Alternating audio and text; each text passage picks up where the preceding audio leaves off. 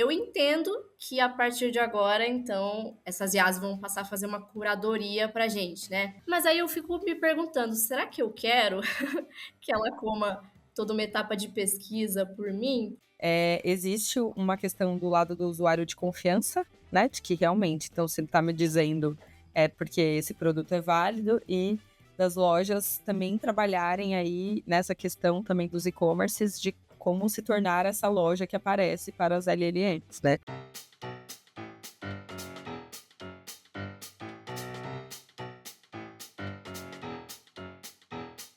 Olá, pessoal! Sejam muito bem-vindos ao Futuros Beats, o podcast do Venturos para debater as principais notícias de tecnologia de forma leve. Eu sou a Lívia Dias, gerente de produtos aqui do Venturos, e hoje eu estou cobrindo o nosso anfitrião oficial, Marcelo Abreu, que geralmente apresenta os nossos episódios, que hoje não pôde estar aqui com a gente. Bom, eu vou falar um pouquinho sobre o nosso episódio. Hoje o tema ele envolve IA, marketing, consumo. E antes disso, vou apresentar o pessoal. Hoje a gente está aqui na mesa compondo a Andressa Grégio, que atua na frente de Pessoas e Cultura. Bem-vinda, Andressa. Opa! E uma participação nova aqui na mesa com a gente, temos a Mariana Ventola, gerente de marketing do Venturos. Bem-vinda. Olá, obrigada, gente. Bom, então falando um pouquinho sobre o nosso tema, quero entrar um pouquinho para fazer um questionamento para vocês. Vocês já usaram algum modelo de IA para fazer aquelas pesquisas antes de comprar alguma coisa? Bom, já tem bastante gente fazendo isso, né? E isso já está mostrando que a nossa jornada do cliente mudou mais uma vez, né? Para o desespero dos profissionais de marketing, tudo mudou novamente. E se antes com as redes sociais ali a disputa era pela atenção do usuário, agora com as IAs a disputa vai ser pela menção do produto, nas conversas, seja no ChatGPT, no Claude, no Gemini, enfim. Vou trazer um dado aqui para vocês, de uma pesquisa da Pew Research, que indica que cerca de 50 milhões de consultas já são feitas no ChatGPT diariamente relacionadas a compras. Então, seja para comparar produtos, entender ali as restrições técnicas, o usuário agora ele pesquisa nas LLMs para entender se o produto é bom ou não antes de tomar qualquer decisão, né?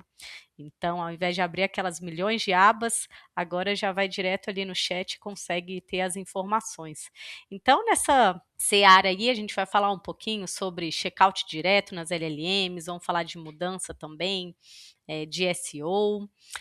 Antes da gente entrar no nosso papo, lembrando que ao final desse podcast, se você tiver alguma dúvida, algum comentário, alguma sugestão, é só enviar um e-mail para a gente no futuros@venturos.org.br. Bom, como o nosso tema hoje é comércio agêntico, né, e-commerce, agentic e-commerce, né, como o pessoal está chamando, quero começar falando um pouquinho dessa jornada do usuário, né?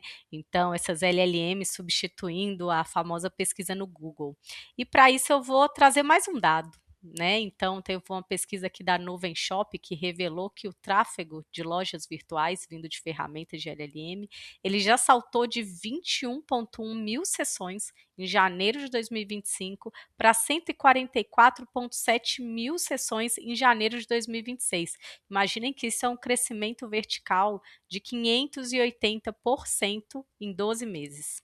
Bom, Mari, puxar para você, como que fica o trabalho de marketing com esse monte de mudança e com esse monte de impacto aí nessa jornada do usuário? Bom, vamos lá.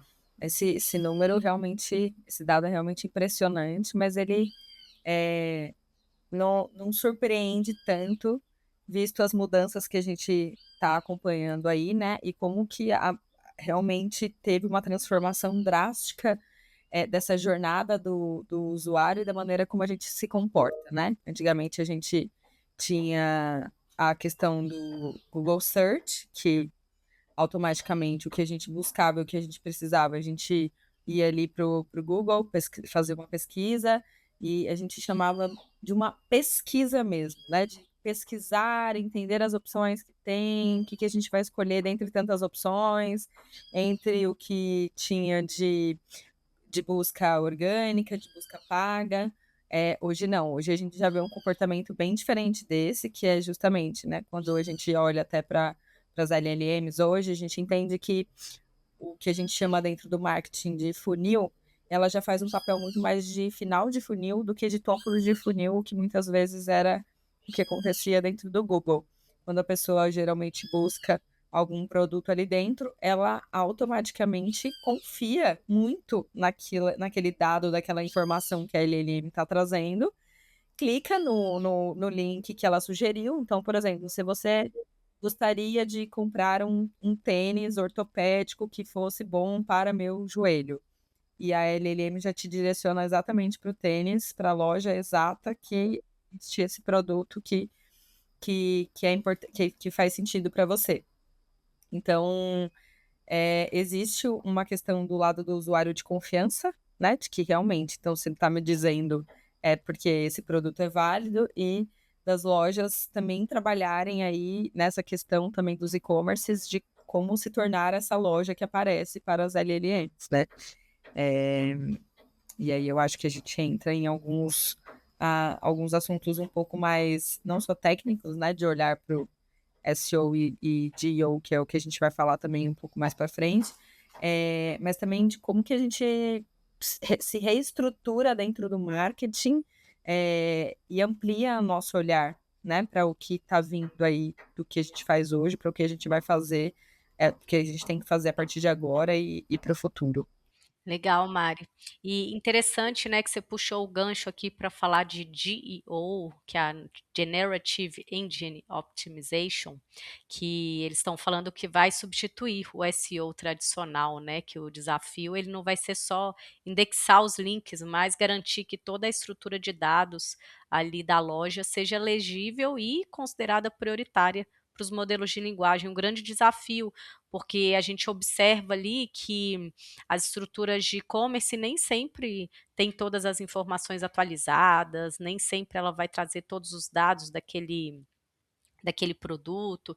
Então, já tem se falado muito de uma mudança aí bem disruptiva do mercado de AdTech, como a gente tem visto hoje.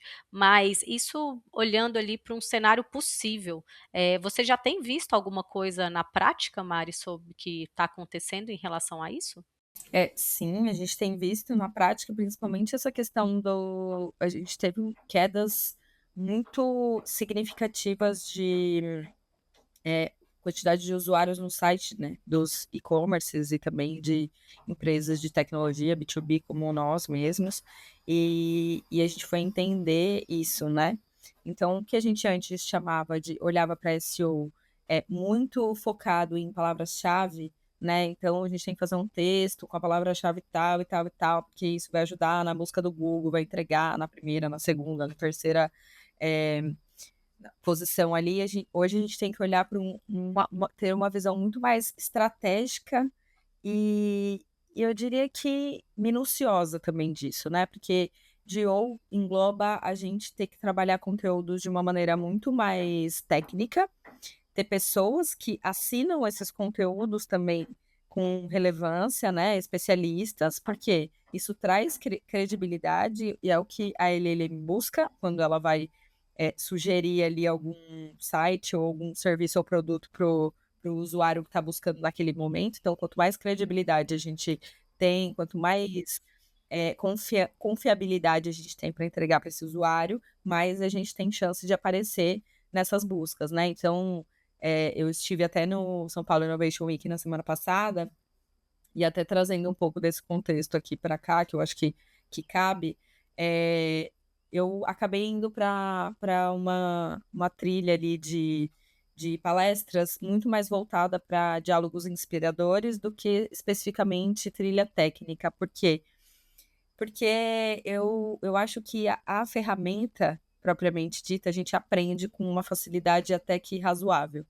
Mas o repertório que a gente tem e a forma como a gente olha, né, o contexto, a nossa história, o que a gente tem de bagagem profissional e também não profissional da nossa vida pessoal, é o que vai dizer e dirigir ali aquela IA.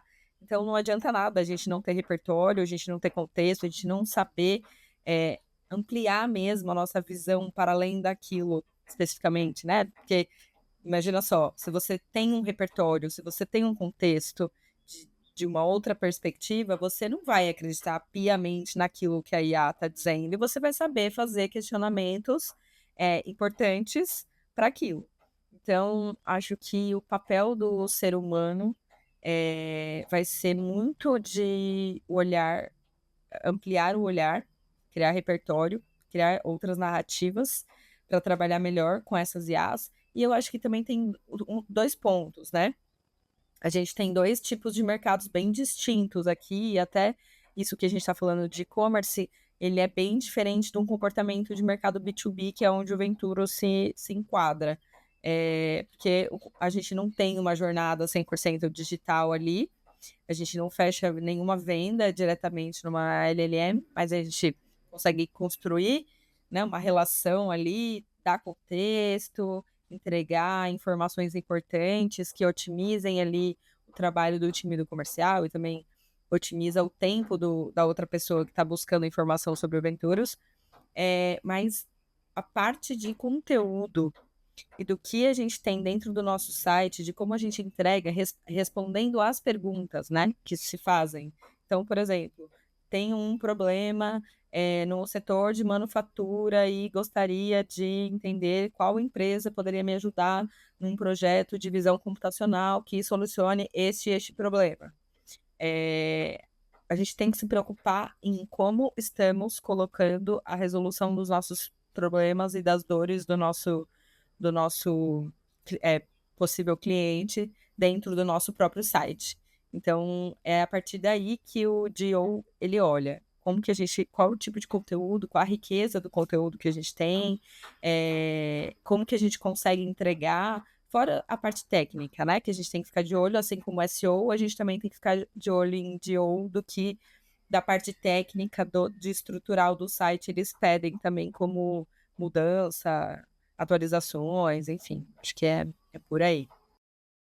Bom, vou puxar um pouquinho para a Andressa, né, trazer um pouquinho a visão aí do comportamento desse usuário, o que muda nesse jogo, o que acrescenta aí em termos de autonomia ou falta dela. Qual que é a sua visão, Andressa? Conta pra gente.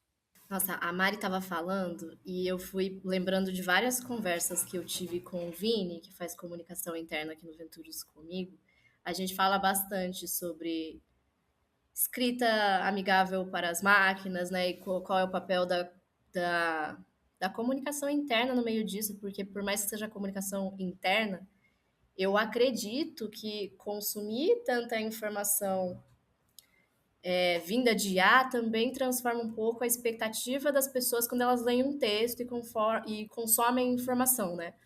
Então, eu acho que não vai demorar muito tempo para as pessoas ficarem ainda mais impacientes com as escritas autorais, o que é uma pena, mas por outro lado, é bom porque a gente trabalha síntese e também respeita um pouco mais o tempo das pessoas, né? A gente também tem usado algumas práticas que a gente bebeu um pouquinho da fonte do DIO para dentro da comunicação interna, assim, tentar fazer uma comunicação que também facilite o armazenamento de dados aqui internamente e usar isso até junto com a nossa ferramenta interna de IA, né? Eu estava viajando.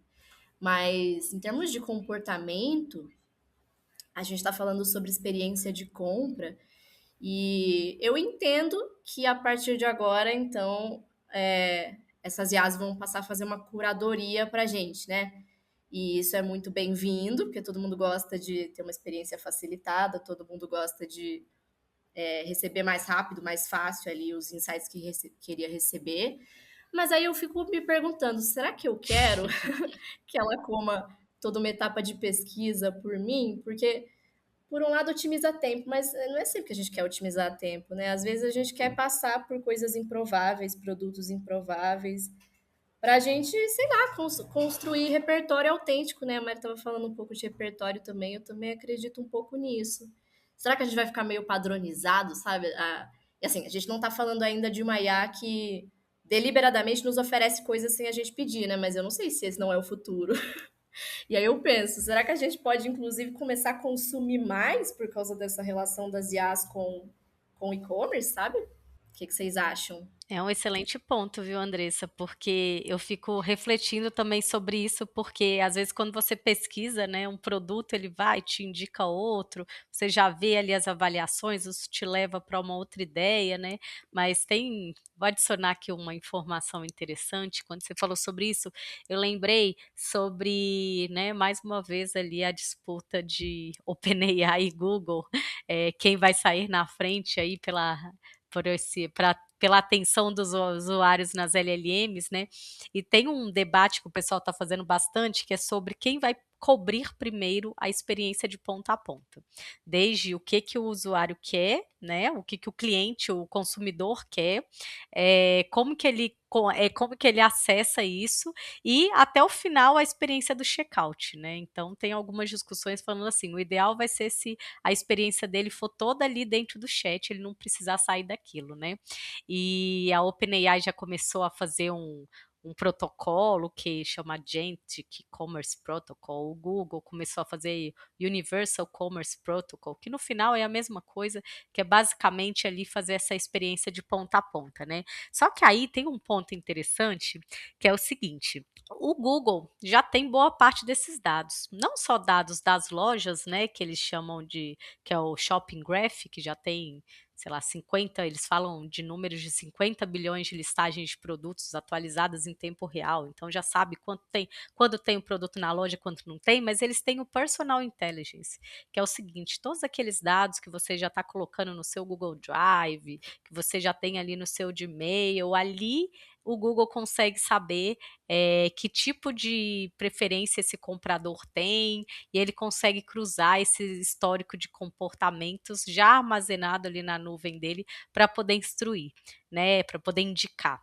Então, é isso, né? Por um lado, todo mundo quer comodidade, por outro, a gente já está entregando aí esses dados para as Big Techs já tem muito tempo, né? E quando a gente fala de LLM, esses dados vai ser o que vai mudar o jogo para a gente pensar que isso é personalizado ou não. Então, é uma questão aí complexa, mas que tem muitas variáveis aí no caminho. Isso me lembrou uma conversa que eu tive outro dia e eu fiquei secretamente assustada. Eu tava conversando com uma pessoa e ela tava me perguntando se eu já tinha usado a ferramenta do Notebook LM. Eu falei, já usei, já fiz algumas pesquisas ali, tá, é legal. Ela falou, é legal. Aí ela falou assim, eu joguei meu extrato bancário ali, meu extrato de cartão de crédito, e pedi para ela avaliar para mim onde é que eu estava sendo mais indisciplinado, para ela me trazer insights. A pessoa me falou assim, aí eu pensei, meu Deus, por que você fez isso? Você jogou o extrato do seu cartão de crédito. Isso é confiar em máquina, hein? Isso é confiar bastante na IA. Eu confesso que eu jamais faria isso. E aí pensa, essa IA, ela está acumulando informações de pessoas que não tem tanta, não são tão rígidas assim com segurança quanto as pessoas que têm mais letramento. E essa IA com essas informações e um pouquinho mais de intenção, ela influencia bastante o comportamento de compra de alguém, né? Então também é algo para refletir. Eu acho que a autonomia ela vai estar ali nesse lugar de quero compartilhar os dados ou não, né? Mais do que a escolha que depois vai ser colocada ali como opção para você depois que você já compartilhou os dados. E meninas, até complementando também, acho que a gente está chegando quase perto do fim aqui também, não sei. Mas complementando o que vocês estão dizendo, até uma fala muito, muito significativa da Dani Suzuki numa palestra do Innovation Week na semana passada, que ela fala justamente isso, né? Eu publiquei também no meu LinkedIn. A gente precisa se tornar pessoas interessantes. E para isso, precisamos ser pessoas interessadas.